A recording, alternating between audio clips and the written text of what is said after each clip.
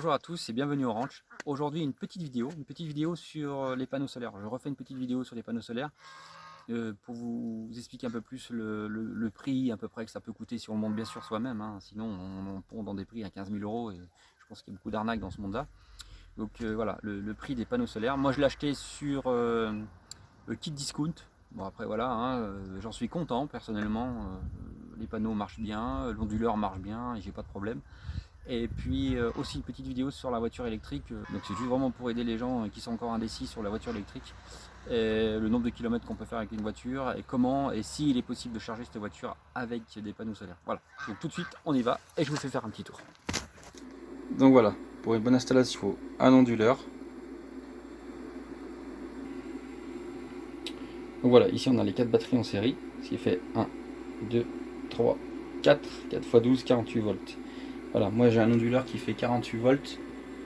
Donc vous avez d'autres onduleurs qui font 24 volts, qui font pour 3 kW. Moi c'est un 5 kW pour 48 volts. Donc 6 panneaux solaires de 300 watts chacun, plus un panneau solaire sur la cabane, plus juste derrière, à ce niveau-là, je vais en mettre un peu plus, qui seront un peu plus inclinés. Je en remettrai 6, ce qui fera un total de 3000 ou 4200 watts. Ici, mon parafoot, mes fusibles, au cas pour protéger tout ça de la foudre, pour protéger mes panneaux et puis surtout mon onduleur. Donc tout cela pourra, je dis bien gratuitement, m'alimenter le bassin, remplir mon bassin, m'arroser ma pelouse pour l'année prochaine, m'alimenter mon aquaponie, qui est en train de repousser du coup, avec une courgette. Voilà, et mon bassin qui est ici. Tout ça fonctionne automatiquement avec les panneaux solaires. Ma première pompe qui est ici, qui m'alimentera l'eau de mon toit, d'un premier pan de toit, donc qui pourra m'alimenter tous ces bassins là. Alimenter mon verger actuel, qui est ici, jusqu'à là-bas. Tout sera alimenté en eau. Donc l'eau du puits.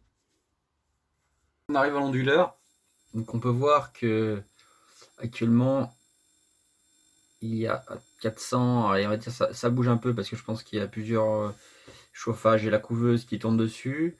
Il y a une petite cage pour mettre mes poussins, donc c'est pareil, il y a un chauffage dessus. Bon, c'est pas des gros chauffages, mais ça fait quand même 50 plus 50, on est à 100 watts. Il y a la télé, donc la télé tourne dessus. Il y a tout ce qui est bouilloire et tout ça, bon, ça tourne dessus également. Alors, je vais expliquer parce que je vais le faire un peu plus explicatif que les premières vidéos. Donc, si on peut, comme on peut voir sur ça c'est l'énergie, ça c'est ce que produisent. Hop, je vais remettre en marche. Ça c'est les panneaux, c'est ce que produisent les panneaux. Et si je reviens en arrière, hop, voilà. Donc là, les panneaux produisent actuellement 360. Ils peuvent produire plus. C'est juste que là, ils s'adaptent en fait à la consommation actuelle. Ils peuvent monter là, je pense à 800 watts à peu près. On est en fin de journée, il est 5 heures. Donc là, les panneaux produisent ça. Ici, cette petite boule, ça c'est l'électricité. Donc l'électricité, le compteur général qui est branché dessus. Sauf que l'énergie solaire est largement alimenter tout ce qui est actuellement en marche, une télé, tout ça. Là en dessous, ça c'est les batteries.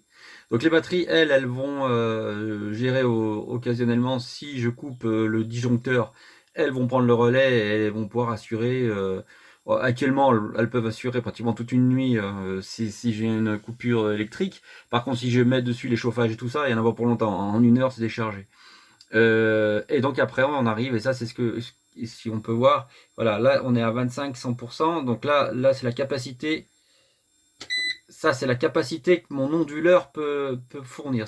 Donc lui, il va passer en priorité les panneaux solaires. Et puis ensuite, il va prendre le reste sur les EDF. Les panneaux solaires peuvent, on va dire, fournir 1600 watts. Et avec la voiture, on réclame 2400 watts. Il va prendre les 1600 watts et il va fournir et il va prendre le reste sur EDF. Donc bon, ça fait quand même une sacrée économie. Après, on peut le régler. On peut régler sur panneaux solaires, batterie et vraiment en cas de problème EDF. On verra par la suite. Donc voilà, donc en fait ce que je reviens, vous voyez 25%, quand je mets en route là, on fera après un test avec la voiture, Quand je mets voilà les 25%, la capacité de l'onduleur va monter forcément, parce que bon, c'est un onduleur qui monte jusqu'à 5 kW. Là, il va monter avec la voiture, il va faire des montées peut-être de 75% de sa capacité, parce qu'une voiture électrique, ça bouffe quand même. Le bypass, ça veut dire que l'EDF prend le relais. Donc là, il est 7h, c'est pratiquement 19h le soir. Donc 19h, bon bah voilà, les panneaux ils ne donnent pas grand chose. Donc là, ils sont au maximum de leur capacité. Donc à 19h, il n'y a pratiquement plus de soleil. Donc là, on est à 450 watts. Allez, en moyenne, 450 watts pour une batterie qui demande 2400 watts. On est d'accord? Bon voilà, il va falloir combler. Donc le EDF prend le relais pour alimenter. C'est la lampe, c'est la maison quoi, hein. Donc la voiture a besoin de 2400 watts. Donc qu'est-ce qu'elle fait? Elle va chercher PV, c'est les panneaux solaires, c'est ce que peut donner les panneaux solaires. Donc les panneaux solaires à cette heure-là, ils peuvent donner que 450 watts. Et elle va prendre le relais chez EDF. Là c'est un exemple, hein, je la mets en pleine journée, la voiture je la mets pas le soir, c'est pour vous faire voir. En pleine journée je peux fournir pas loin de 2000 watts, donc en fait quand je charge ma voiture ça me consomme 400 watts. À savoir que bientôt bah, j'aurai 8 panneaux en plus, donc je pense qu'on sera bon au niveau de la charge totale au niveau des panneaux solaires. Donc voilà, c'est une petite vidéo explicative pour la voiture électrique. Donc comme je disais tout à l'heure, attention, je charge toute la journée, j'alimente tout. Tout est alimenté, hein. Il y a pratiquement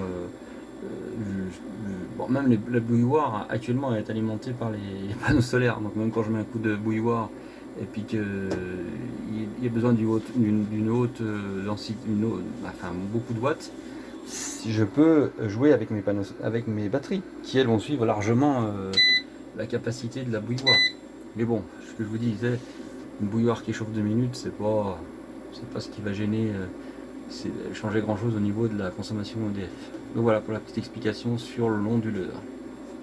Donc là on peut voir, en fait voilà, j'ai tiré une prise devant la maison. J'ai tiré une prise donc qui va être reliée à ma voiture électrique. Donc là, je sais pas si on voit. Donc c'est une prise spéciale. Je sais pas si on peut voir avec le soleil. Donc là, je branche tout ça dedans. Hop. Donc voilà. Là, elle va reconnaître. Je vais mettre comme ça. On voit là, on voit la consommation. Ça, c'est quand j'accélère en voiture. Ah, c'est une voiture qui peut monter jusqu'à 90 kW. Et ça, c'est ma consommation moyenne. C'est-à-dire que sur 100 km, elle consomme 2,5 kW. Alors, là, je suis à 86%. Elle peut faire 327 km. Et il me faut 5h50 pour pouvoir la charger.